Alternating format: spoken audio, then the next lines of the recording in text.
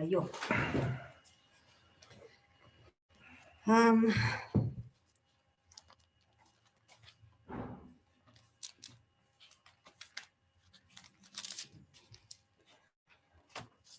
Llevo este tiempo estudiando los milagros que hizo Jesús cronológicamente, basándome en el libro de Lucas. Y claro, voy viendo también los otros evangelios, porque en cada evangelio hacen a veces una descripción distinta o incluyen algo más. Entonces, y es que la verdad es que siempre vi que de una forma muy natural los milagros que Jesús hizo, ¿no? Al leer los evangelios, en general al leer la palabra, ¿no? Pero hablando de Jesús y de los milagros que él hizo, siempre los vi en forma muy natural. No sé si a todos les ha pasado eso, pero algo muy, muy como que sanó la vista, digamos, ¿no? Y sanó al cojo, digamos, pero no, de pronto es como que ahora último Dios hubiese abierto mis ojos para ver que cada uno de estos milagros que él hizo llevan en sí un mensaje intrínseco para cada uno de nosotros.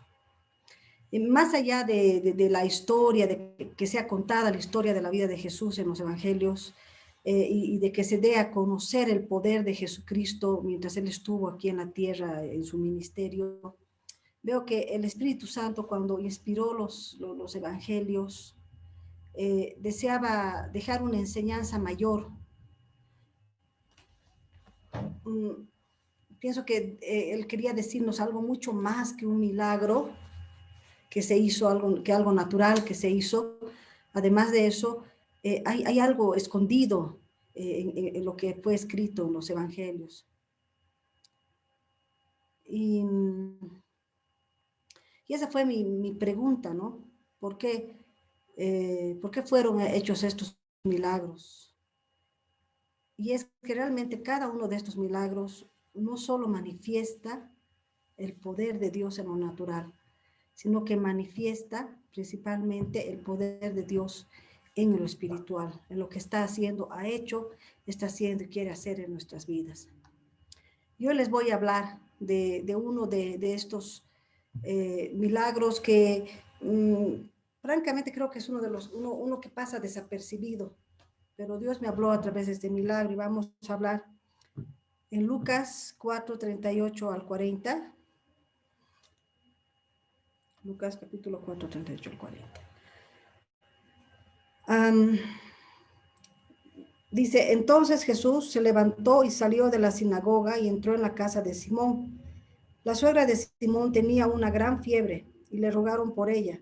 E inclinándose hacia ella, reprendió a la fiebre y la fiebre la dejó y levantándose ella al instante le servía. Al ponerse el sol, todos los que tenían enfermos de diversas edades los traían a él y él poniendo las manos sobre cada uno de ellos los sanaba. Ya. Entonces, este es uno, según este libro de Lucas, este sería el segundo milagro que hizo Jesús, ¿no? El primero fue cuando él estuvo en la sinagoga, que hizo, que liberó a un hombre que tenía un espíritu inmundo. Y saliendo de la sinagoga, dice, se dirigió a la casa de Simón. Y ahí estaba, ¿no? Simón y los otros, tal vez otros familiares, personas que estaban en la casa, y que le cuentan que la suegra de Simón estaba con una fiebre muy alta, ¿no? Dice una gran fiebre, una fiebre muy alta, que la tenía tendida en la cama, sin fuerzas para hacer nada. Ahora bien, ¿qué tiene de importante la fiebre de esta señora? ¿Qué nos dice? La verdad es que cuando yo leí esto quería entender por qué era tan importante, ¿no? Porque habla de la fiebre, no habla no sé, estaba con una infección o alguna cosa, sino dice específicamente que estaba con fiebre. Entonces, he buscado en los diccionarios bíblicos y la palabra fiebre, ya en el hebreo, significa calentura. Y es precisamente una de las maldiciones que habría de caer sobre Israel si rechazaban el plan de Dios para sus vidas. ¿no? Eso pueden leer en Levítico 26, 16 y también en Deuteronomio 28, 22. Pero hoy día vamos a leer Levítico. Levítico capítulo 26. Levítico capítulo 26, versos 14 al 16. Pero si no me oyereis ni hiciereis todos estos mis mandamientos, y si desdeñareis mis decretos y vuestra alma menospreciare mis estatutos, no ejecutando todos mis mandamientos e invalidando mi pacto, yo también haré con vosotros esto: enviaré sobre vosotros terror, extenuación y calentura, que consuman los ojos y atormenten el alma, y sembraréis en vano vuestra semilla, porque vuestros enemigos la comerán. Podemos ver aquí en el verso 16, dice, enviaré sobre vosotros terror, extenuación, ya que está como esta mujer tendida en la cama, no tiene fuerzas ni para levantarse, ni para hacer las cosas que tenga que hacer, y calentura, ahí habla de una fiebre que consuma los ojos y atormente el alma. Entonces, una temperatura alta, ¿no? Como esta mujer que tenía una fiebre muy alta. Entonces, aquí en Levítico da un diagnóstico espiritual de la fiebre o la calentura, ¿no? Y entonces empieza, ¿no? En el 14, dice, si no oyereis mi voz, si no me oyereis. Entonces empieza a decir que la calentura entra por el oído, comienza en el oído, ¿no? Comienza en el oído, porque es un oído duro de escuchar. Y sabemos que cuando Dios habla de escuchar, en la palabra está hablando de obediencia. Entonces, cuando nos resistimos a obedecer, ¿no? Y luego dice, por eso continúa, ¿no? Ni hiciereis todos estos mis mandamientos. Entonces empieza a hablar, ¿no? Ustedes tienen un problema de oído, entró la calentura por el oído, porque ustedes no se resistían a orar, ¿no? Se resistían, diré, a obedecerme, a hacerme caso, a obedecer mis mandamientos. Dice, y no los han hecho. Entonces hay desobediencia aquí, ¿no? Sabemos, dice que si no haces mis mandamientos, los desdeñas. ¿Qué es desdeñar? Desestimar, desatender, despreciar, tener en poco, ¿no? Menospreciar los estatutos, como dice, si desdeñares mis decretos y vuestra alma menospreciare mis estatutos, no ejecutando todos mis mandamientos, ¿no? Aquí me gusta porque no dice, no haciendo una cosa, sino dice todos mis mandamientos. Entonces, Dios espera que tengamos una obediencia en todo, no solo en algunas cosas, ¿no? Aquí le está hablando todo, ¿no? Les empieza a decir todos mis mandamientos e invalidando nuestro pacto, invalidando el pacto que tenemos. Nosotros tenemos un pacto con el Señor. Lo hemos recibido como nuestro Señor y Salvador, ¿no? Entonces, cuando decimos Señor, es porque nosotros estamos dispuestos a obedecerle, ¿no ve? Bueno, entonces estamos invalidando, ese es el pacto que hemos hecho con Él. El pacto en la salvación es que Él es nuestro Señor, Salvador, pero es nuestro Señor. Nosotros le debemos obediencia.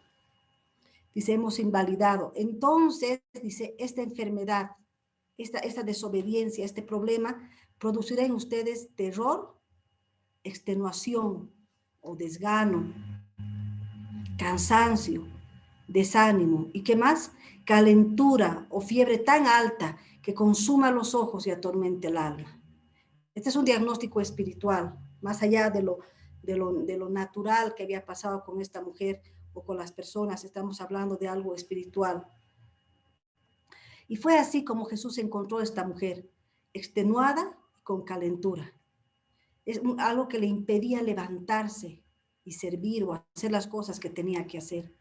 Igual si vemos, luego pueden ver en sus casas en Marcos, y en Marcos 1, 29 al 31 y Mateo 8, 14 al 15, que habla de la misma historia, dice que cuando Jesús la vio a esta mujer, le extendió la mano y la ayudó a levantarse, ¿no? Hermanos, cuando estamos caídos, cuando estamos extenuados, desanimados por diversas circunstancias en la vida, solo Jesús puede levantarnos y sanarnos. Es así cuando Él nos levante que vamos a poder recién servirle en obediencia. Ahora, ¿por qué estoy hablando de este tema? ¿No? ¿Por qué? Esa fue es una pregunta que yo me hice, ¿no? ¿Por qué? ¿Qué tiene de importante para mi vida o para nuestra vida este tema? La respuesta está en el capítulo 20, perdón, en el versículo 40 de este capítulo de Lucas, capítulo que estamos leyendo, 4:40, el verso 40, que dice: al ponerse el sol, todos los que tenían enfermos de diversas enfermedades los traían a él, y él, poniendo las manos sobre cada uno de ellos, los sanaba. Al ponerse el sol, él sanaba más enfermos, liberaba endemoniados. El domingo pasado, Alberto habló de la importancia del día, ¿no? Que es cuando las obras de Dios se manifiestan y que cuando ya llega la noche ya no se puede trabajar. A ver, vamos a leer para recordar un poco esto, por favor, en Juan, capítulo 9. Juan, capítulo 9, versos 1 al 5, que dice: a ver, al pasar Jesús vio a un hombre ciego de nacimiento, y le preguntaron sus discípulos, diciendo: Rabí, ¿quién pecó, este o sus padres, para que haya nacido ciego? Y respondió Jesús: no es que pecó este ni sus padres, sino para que las obras de Dios se manifiesten en él. Me es necesario hacer las obras del que me envió, entre tanto que el día dura. La noche viene cuando nadie puede trabajar. Entre tanto que estoy en el mundo, luz soy del mundo. Hermanos, estamos viviendo lo que queda del día. Unos están al inicio, otros a la mitad y otros ya al finalizar. Pronto llegará la noche, cuando ya no haremos obra alguna en este mundo. Entonces, Alberto ha sido un símil ese día de que, así como Jesús dijo: mientras estoy aquí en la tierra cumpliendo este ministerio, soy luz y hago las obras de mi Padre. Y decía: nosotros, la iglesia, ahora somos esa luz y somos los que tenemos que hacer las obras del Padre para que sea manifiesto el poder de Dios en la vida de las personas, en nuestra vida y en la vida de las personas en esta tierra. Y estamos viviendo lo que queda del día, hermanos. Ya la noche pronto llegará. Mientras meditaba en esto, recordé la parábola de los talentos. Vamos a leer Mateo capítulo 25. Mateo capítulo 25, versos 14 al 30. Antes de leer, voy a recordarles que cuando Jesús habla de esta parábola, ¿no? Antes, en el capítulo 24, estaban los discípulos. Él dijo que el templo físico, bueno, él estaba hablando del templo del espíritu, pero la gente pensó que era el templo físico. Dijo que él podía hacer, que se podía destruir de ese templo y él levantarlo en 3 días, ¿no? Y entonces, a raíz de eso, los discípulos le hacen una pregunta, ¿no? Le hacen una pregunta: Señor, ¿cuándo serán estas cosas? ¿Y qué señal habrá de tu venida y del fin del siglo? Le dicen en el Mateo 24:3, después si quiere leer en su casa. Y ahí Jesús les empieza a hablar de todas las señales antes del fin y demás. Y luego habla, ¿no? Habla primero de las 10 vírgenes y luego habla de la parábola de los talentos, ¿no? Entonces, vamos a leerla. Es una parábola muy conocida. Porque el reino de los cielos es como un hombre que, yéndose lejos, llamó a sus siervos y les entregó sus bienes. A uno dio 5 talentos, y a otro 2, y a otro 1, a cada uno conforme a su capacidad, y luego se fue lejos. Y el que había recibido 5 talentos fue y negoció con ellos, y ganó otros 5 talentos. Asimismo, el que había recibido 2, ganó también otros 2. Pero el que había recibido 1 fue y cavó en la tierra, y escondió el dinero de su señor. Después de mucho tiempo, vino el señor de aquellos siervos y arregló cuentas con ellos. Y llegando el que había recibido 5 talentos, trajo otros 5 talentos, diciendo, Señor, 5 talentos me entregaste, aquí tienes, he ganado otros 5 talentos sobre ellos. Y su señor le dijo, bien, buen siervo y fiel, sobre poco has sido fiel, sobre mucho te pondré, entra en el gozo de tu señor. Llegando también el que había recibido 2 talentos, dijo, Señor, 2 talentos me entregaste, aquí tienes, he ganado otros 2 talentos sobre ellos. Su señor le dijo, bien, buen siervo y fiel, sobre poco has sido fiel, sobre mucho te pondré, entra en el gozo de tu señor. Pero llegando también el que había recibido 1 talento, dijo, Señor, te conocía que eres hombre duro y que ciegas donde no sembraste y recoges donde no esparciste, por lo cual tuve miedo y fui y escondí tu talento en la tierra, aquí tienes lo que es tuyo. Respondiendo su señor le dijo, siervo malo y negligente, sabías que ciego donde no sembré y que recojo donde no esparcí. Por tanto, debías haber dado mi dinero a los banqueros y al venir yo hubiera recibido lo que es mío con los intereses. Quitadle pues el talento y dadlo al que tiene 10 talentos, porque al que tiene le será dado y tendrá más, y al que no tiene, aún lo que tiene le será quitado. Y al siervo inútil echadle en las tinieblas de afuera, allí será el lloro y el crujir de dientes.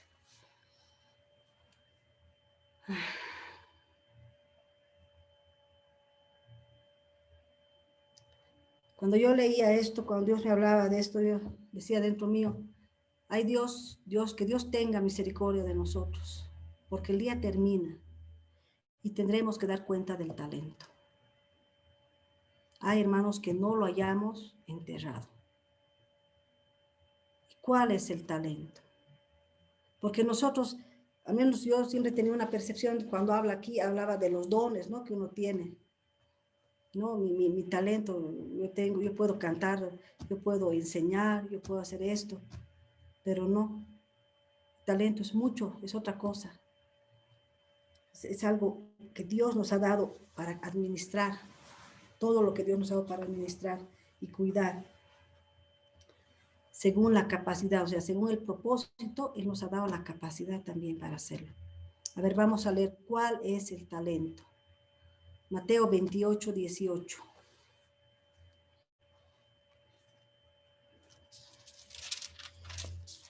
Es la gran comisión. Y Jesús se acercó y les habló diciendo, toda potestad me es dada en el cielo y en la tierra. Por tanto, id y haced discípulos a todas las naciones, bautizándolos en el nombre del Padre y del Hijo y del Espíritu Santo, enseñándoles que guarden todas las cosas que os he mandado. Y he aquí, yo estoy con vosotros todos los días hasta el fin del mundo. Amén. Y vamos a leer también 2 Corintios 5, 18 al 20. 5, 18 al 20. Y todo esto proviene de Dios, quien nos reconcilió consigo mismo por Cristo y nos dio, ¿qué? Y nos dio el ministerio de la reconciliación. Que Dios estaba en Cristo reconciliando consigo al mundo, no tomándoles en cuenta a los hombres sus pecados, y nos encargó a nosotros la palabra de la reconciliación.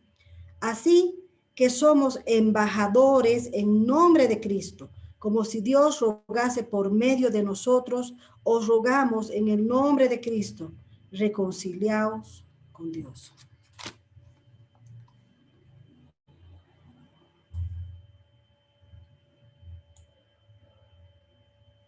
Solo una cosa se nos ha confiado a todos los que somos nacidos de nuevo, hijos de Dios, el ministerio de la reconciliación. Este ministerio no ha sido solamente dado para los pastores, para los evangelistas, profetas, maestros, no solo para los que son líderes o sirven en las iglesias, no, a todos los hijos de Dios sin importar edad ni género. Ese es un talento que Dios nos ha dado. A otros según el propósito, y les ha dado la capacidad de tener 2 talentos, una familia, un esposo, una esposa, hijos, nietos, y a otros Dios les ha dado 5 talentos, una iglesia para pastorear, un grupo para liderar. ¿Podemos entender lo que Dios nos ha dado? Entonces, ¿qué estamos haciendo con el talento o los talentos que Dios nos ha confiado? Los talentos, como monedas de aquel tiempo, son tesoros, son personas, son vidas que Dios ha puesto en nuestro camino para cuidar y bendecir con todo lo que somos y tenemos. ¿Qué estamos haciendo con el talento o los talentos que Dios nos ha dado? ¿Cómo se entierra un talento? ¿Cómo enterramos un talento, hermanos?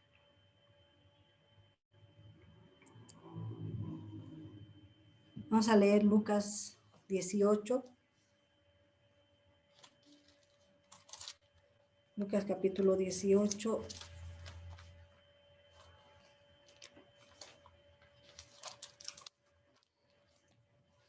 Otra parábola muy conocida, capítulo 18, versos 9 al 14. Es la parábola del fariseo y el publicano. A unos que confiaban en sí mismos como justos y menospreciaban a los otros, dijo también esta parábola. 2 hombres subieron al templo a orar. Uno era fariseo y el otro publicano. El fariseo, puesto en pie, oraba consigo mismo de esta manera. Dios, te doy gracias porque no soy como los otros hombres, ladrones, injustos, adúlteros, ni aun como este publicano. Ayuno 2 veces a la semana, doy diezmos de todo lo que gano, mas el publicano, estando lejos, no quería ni alzar los ojos al cielo, sino que se golpeaba el pecho diciendo, Dios, sé propicio a mí, pecador. Os digo que este descendió a su casa justificado antes que el otro, porque cualquiera que se enaltece será humillado y el que se humilla será enaltecido.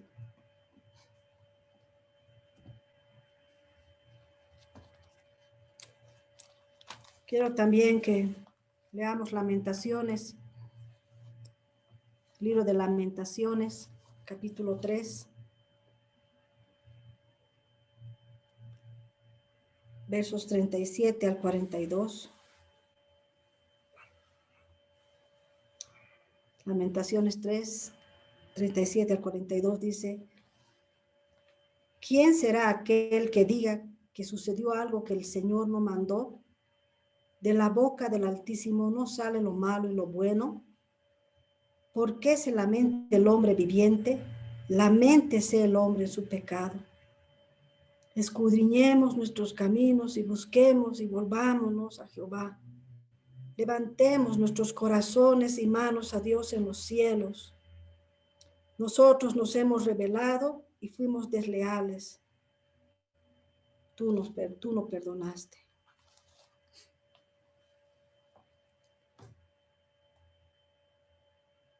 Estos fariseos habían tenido el privilegio de recibir la palabra desde niños, habían sido enseñados y habían practicado todas esas cosas que esta persona oraba, este fariseo. Hermanos, no hay peor enemigo del cristiano que el orgullo. El orgullo nos ciega y se nos sube a la cabeza y produce calentura.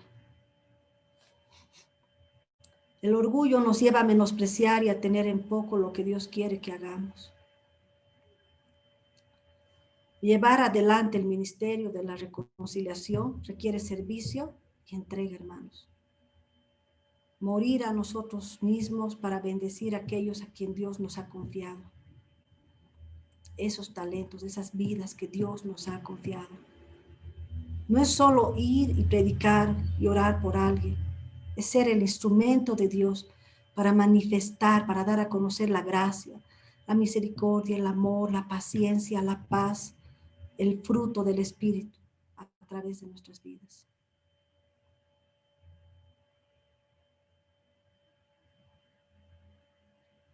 Un talento es solo nuestra vida. Eso recibimos nuestra salvación. Pero Dios quiere que no enterremos. Algo tenemos que hacer. Y a veces el problema está en nuestro corazón. ¿Cómo está nuestro corazón delante de Dios? Porque a veces no nos damos cuenta de que tenemos calentura. Y esa calentura nos tiene extenuados y no nos deja levantarnos para servir al Señor en lo que debemos. El otro día Olivia hablaba de Caín. No sé si recuerdan la historia de Caín y Abel, muy conocida. Ambos hermanos presentaron una ofrenda. Dice que Dios vio con agrado la ofrenda de Abel, pero no así la de Caín. Y ella hablaba que respecto a su ofrenda, respecto a la ofrenda de Caín, ¿por qué Dios no la recibió con agrado como la de Abel? Y dijo Olivia que el problema de Caín era su corazón respecto a Dios. ¿Y cómo dedujo esto ella? Por la forma en que respondió a Dios cuando éste le preguntó por su hermano. Luego pueden leer en Génesis. Le dijo, no sé, ¿soy yo acaso guarda de mi hermano? Abel, ¿dónde está tu hermano? No sé, ¿soy yo acaso guarda de mi hermano? ¿Acaso soy su niñera? ¿Con quién creía este hombre Caín que hablaba? ¿Con un hijo de vecino? ¿No era Dios el que le estaba preguntando? ¿Qué había en el corazón de Caín? Rebelión, menosprecio, orgullo.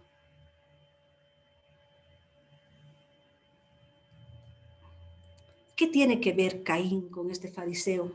¿Qué tiene que ver Caín y el fariseo con un talento enterrado y con una suegra y con un Israel desobediente a los cuales les vino calentura? Todos tenían el mismo problema: desobediencia, menosprecio a la palabra de Dios. Habían desdeñado los mandamientos, la palabra de Dios, la voluntad de Dios para sus vidas. Todos tenían calentura o también orgullo que nos impide levantarse y servir a Dios como Él quiere. Los fariseos o estas personas, Caín creyó que era suficiente con dar una ofrenda. Los fariseos creían que era suficiente con orar, no sé, ayunar, dar diezmos, ir a la iglesia. Creían que era suficiente.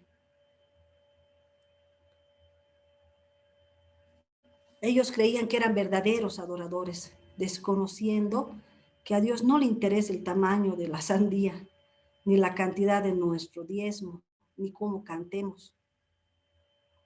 A Dios lo único que le interesa es nuestro corazón, si nuestro corazón reconoce a Dios o no. Yo oro cada día la Biblia, yo oro cada día, leo la Biblia, doy mi diezmo, sirvo en la iglesia, soy líder, soy pastor o pastora, como quiera, canto, no sé, limpio la iglesia, pero llego a mi casa o cualquier cosa no me gusta que ha hecho mi esposo y estoy fósforo. Ayer yo le decía a Alberto, vos deberías compartir esta prédica, no yo, le digo, yo no merezco compartir una prédica así. Y realmente ninguno de nosotros merece, hermanos, nadie merece, no merecemos nada, pero creemos que merecemos todo. Y llegamos así, a veces o apagamos, en este caso, el monitor, y llegamos, ¿y dónde están mis talentos? Y me transformo en el lobo feroz, y encima culpo de mis errores y de las cosas que digo, que hago, no sé, a mis hijos, a mi esposo, a mi esposa. Y llego al trabajo y menosprecio a esos, en mis tiempos decían así, esos filisteos incircuncisos, porque yo soy mejor que ellos, y ellos viles pecadores que no merecen ni pisar el suelo por el que yo ando. Entonces me comporto de una manera altiva en mi trabajo. Ay, ellos, sus chayas, no saben nada, pecadores. ¡Qué barbaridad! esas músicas que escuchan, esas cosas que dicen. Ahí estoy. Y esas personas, ¿qué hacen? Cierran sus corazones a mí. En vez de mostrarles misericordia y amor, se imaginan a Jesús, dice que Jesús se sentaba con las prostitutas, con los ladrones, con todos a comer. Se imaginan a Jesús sentarse así y decirle, tú ladrón, ay, este corrupto, ve por ahí, y tú prostituta, por allá, no te acerques a mí, al santo. No era así Jesús, pero nosotros sí, ¿se dan cuenta? Tenemos el privilegio de tener a Dios en nuestro corazón y de haber aprendido, y nos damos el gusto de tratar a las personas menos que nosotros. Ah, no, yo no, pero ahí sí, la verdad es que sí, hermanos. Nos estamos fijando en todo lo que ellos hacen mal, en vez de darles todo el amor y la misericordia y la gracia que hemos recibido de Dios, porque nosotros cada día somos así. Y es más, conociendo la palabra de Dios, somos más pecadores que ellos, porque sabiendo hacer el bien no lo hacemos. Hacemos las cosas al revés. Y creemos que teniendo actitudes religiosas estamos agradando a Dios. Estamos como Caín, que creemos que por una gran sandía, una gran chirimoya, una canasta de naranjas, vamos a conquistar el corazón de Dios. Y a Dios el orgullo no lo conquista. A Dios solo lo conquistamos con humildad, con un corazón contrito y humillado. Y vamos por la calle, los que manejan ahí histéricos, pitando, contra el varita, corrupto, decimos. Y es la autoridad que Dios puso ahí en la calle para que Él nos enseñe a tener el carácter de Dios. Y renegamos de nuestras autoridades y hablamos de nuestras autoridades. Nos llenamos la boca de las autoridades que Dios ha puesto, diciendo unos gentiles pecadores, que claro, si fueran autoridades cristianas serían mejor. Y así estamos, hermanos. Y yo no sé, no me someto a mi esposo porque él no hace lo que yo quiero, porque él se merece o no se merece, y porque mis hijos son así, o lo que quieran, hermanos. Me faltaría ejemplos. Todos sabemos. Así como yo les decía, yo no merezco, nadie, hermanos. ¿Y dónde está el talento o los talentos que Dios nos ha dado? Les decía, hermanos, a Dios no le sorprende una persona que hace mucho y que se humilla poco. A Él solo le agrada el corazón contrito y humillado. Y como dice el salmista, a ese corazón, un corazón contrito y humillado, Él no desprecia. Él no desprecia.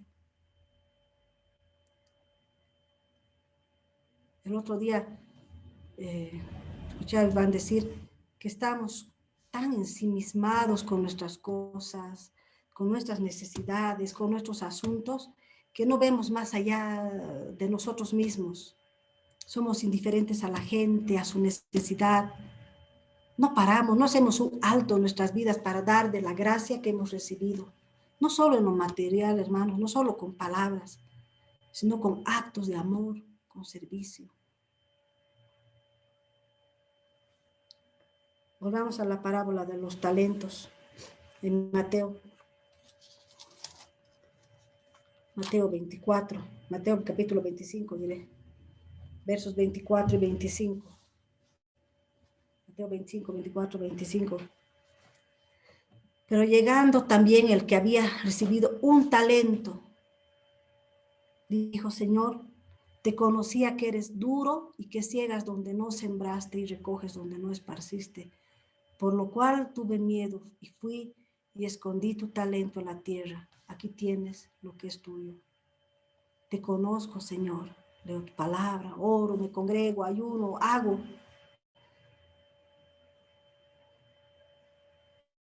Te conozco, pero sin embargo lo he enterrado. Conozco que eres misericordioso, pero igual lo he enterrado. Conozco que tienes un propósito, que me has dado un ministerio de la reconciliación, pero basta con que yo sea salvo. Porque la gente a mi alrededor ya no quiere ver a los cristianos, porque yo tengo una actitud tan orgullosa y tan religiosa que hago que Dios sea inalcanzable. Y me olvido la misericordia y la gracia que yo recibí, que en algún momento hemos sido así y que ahora somos peores. Nos olvidamos de dónde hemos salido, hermanos. Nos olvidamos de dónde hemos salido.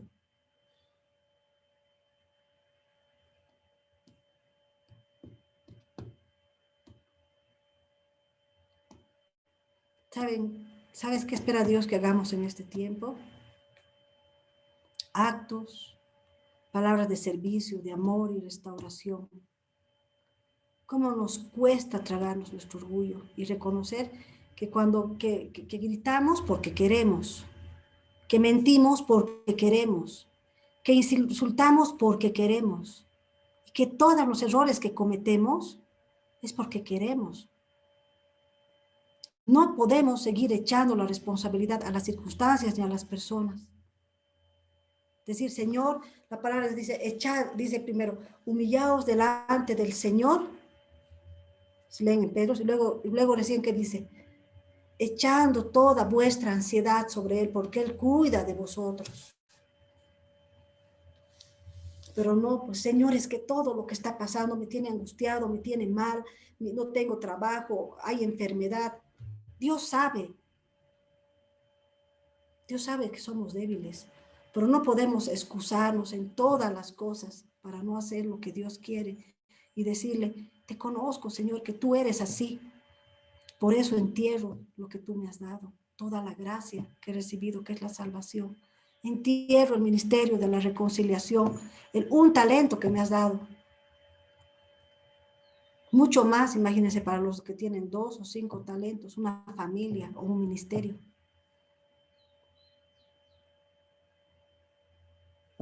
¿Dónde está tu esposo, tu esposa? ¿Dónde está tu hijo? ¿Dónde está tu jefe, tu amigo, tu compañero de trabajo, tu vecino?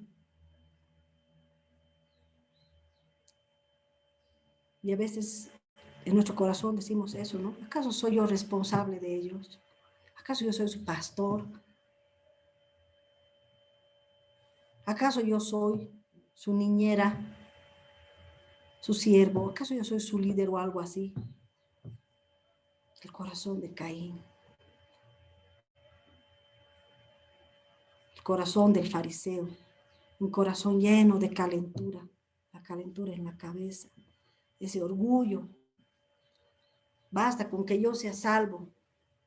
Eso es suficiente. Y enterramos el talento. Mientras tengamos calentura, no podremos levantarnos a servir a Dios, hermanos, y manifestar las obras de Dios. El día está terminando y aún hay muchos enfermos que sanar y cautivos que liberar. Más en estos tiempos, como decía mi esposo, hay tanta necesidad que no sabemos por dónde empezar a orar. Y solamente clamar, Señor, misericordia. Misericordia, porque realmente necesitamos tu ayuda, Señor. No sabemos hacia qué lado ir, por dónde empezar. Es como cuando, no sé, pues ha pasado un tornado por algún lado y todo está deshecho y estás ahí mirando al medio y dices, ahora, ¿por dónde empiezo a levantar? O sea, la tabla de allá, la cosa que está allá, o sea, todo está. No sabemos por dónde empezar. Pero hermanos, hay que empezar por algún lugar. Y el primer lugar es empezar por nuestro corazón, que tiene que estar dispuesto, entregado. Y aún, hermanos, hay tiempo de tomar el talento enterrado y hacer algo con ese talento, aunque sea pequeño. Pero que cuando Dios venga, o cuando nos llame a su presencia, no le entreguemos el talento escondido, sino aunque sea con intereses del banco. Algo pequeño, pero algo hicimos, Señor. Oremos porque Dios nos quite la calentura y nos extienda su mano para levantarnos, para poder servirle con un corazón humilde, necesitado de Él, que reconoce su situación, nuestros pecados, reconocemos. Y no que diga, ay, yo pobre gusano, no. El arrepentirnos y el reconocer nuestros pecados no es insultarnos ni menospreciarnos. El reconocer nuestra necesidad es reconocer que somos hijos de Dios, y que Él nos ha llamado para vivir de otra manera. Es cambiar nuestra forma de vida. Arrepentimiento es cambiar. Si algo estamos haciendo mal, entonces hagámoslo bien. Lámpara a nuestros pies es la palabra de Dios. Clamemos, no solo por reconocer nuestra condición, nuestros pecados, sino por cambiarlos y no justificarnos en otros o en circunstancias para seguir errando. En este tiempo, durante las prédicas, Dios estaba hablando de tomar la espada, de esforzarnos y ser valientes para tomar posesión de la heredad que está en la tierra prometida. Para conquistar hay que servir, ser útil en la batalla para tomar posesión. Hermanos, en una batalla hay heridos, hay pérdidas, hay miedo, hay dolor, hay necesidad y hay que cubrir todo esto. No podemos quedarnos paralizados, impávidos ante las circunstancias y que estamos viendo a nuestro alrededor. Debemos clamar a Dios porque Él nos dé estrategias para obedecerlas. Así como cuando Dios les dijo, van a dar vueltas ahí alrededor del muro y luego al séptimo día van a gritar y se va a caer el muro. Dios nos va a dar las estrategias. Dios nos va a decir, oremos por ese compañero, por tu jefe. Dios te va a dar la oportunidad de orar por esa persona y de darle la palabra de Dios. Oremos por ese pariente o esa persona enferma. Dios nos va a dar la oportunidad o Dios va a ver la manera de llegar a esa persona. Pero no permanezcamos indiferentes, centrados en lo que estamos pasando nosotros. Hermanos, no podemos dejar que este tiempo pase sin que hayamos sido partícipes de la historia que Dios está escribiendo. Hay una diferencia entre ser partícipe y ser espectador. Es como en un partido de fútbol, en un estadio. ¿Saben qué? Son 22 personas las que están corriendo en la cancha, que están participando del juego. Y son miles que están mirando, aplaudiendo, vitoreando, lo que quieras, pero ninguno metió el gol, aunque todos dicen, debería ser así, debería ser así. Pero no sirve. ¿De qué sirve que digas lo que debería hacer si no estás en la cancha? Hermanos, clamemos por estar en la cancha, por ser parte de la historia que Dios está escribiendo, para que podamos anotar los goles nosotros. No estemos de palco mirando, no enterremos lo que Dios nos ha dado. Dios está llamando a su pueblo en este mundo en general a la batalla. Él quiere darnos la tierra prometida, la heredad. Y Él quiere que los talentos se multipliquen. Él quiere que el 1 se convierta en 2, en 3, en 4, que el 2 se convierta en 6, en 10, que el 5 se convierta en 100. Él quiere que se multipliquen. Él quiere que venzamos. Es un tiempo de decisión, hermanos. Es un tiempo de decisión y la cuestión es, ¿qué vamos a hacer nosotros? Si Dios nos está llamando a la guerra. Por eso voy a pedir que al final vuelva a poner, después de esto ponga a Leslie la misma canción que le pedí, porque realmente Dios está llamando. Dios quiere que en este día todos nosotros, sus hijos, acudamos al llamado. Al llamado. Señor, aquí estoy. No solo he recibido salvación para disfrutarla yo. No quiero enterrar el talento, porque te conozco, que eres un Dios que le gusta cegar, cosechar. Es tiempo de cosecha. Porque entiendo que eres un Dios que le gusta multiplicar, bendecir, sanar. Hermanos, aún es de día. No sé qué parte del día nos queda a cada uno de ustedes y a mí, y como iglesia en general. Pero ¿saben qué? Como leímos en Lucas, en el verso 40, decía que al atardecer, cuando ya terminaba el día, Dios sanó muchos enfermos, liberó muchos cautivos. Hermanos, aunque estemos, y tal vez algunos muchos o la iglesia en el atardecer, casi llegando la noche. En ese poco tiempo, Dios nos dé gracia para que haya muchos, muchos, muchos salvos, nuestra familia, nuestros amigos, las personas que tenemos alrededor. No solo es hablarles, es darles la gracia que hemos recibido, con actos de servicio, con actos de amor, de misericordia. Vamos a orar y vamos a pedirle después a Leslie que ponga esta canción. Padre Santo, como esta oración de lamentaciones, Señor. Una vez más, Señor, aquí venimos y te pedimos que, Señor, escudriñamos nuestros caminos y buscamos